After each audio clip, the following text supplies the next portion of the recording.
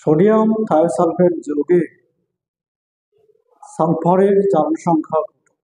আমরা জানি যে কোনো নিরপেক্ষ যৌগের সামগ্রিক জারণ সংখ্যা 0। অতএব Na2H2O3 সমান 0 বা Na হচ্ছে +1 গুণন 2 যোগ S হচ্ছে X গুণন 2 যোগ অক্সিজেন হচ্ছে -2 সমান 0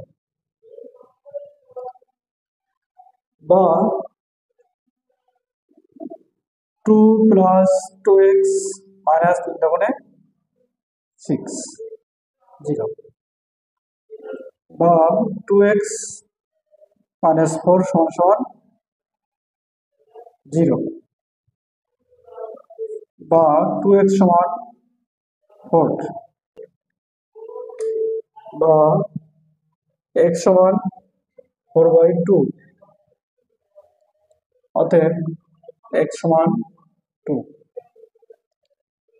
সুতরাং এই সোডিয়াম থায়োসালফেট যৌগে সালফারের জারণ সংখ্যা হচ্ছে +2।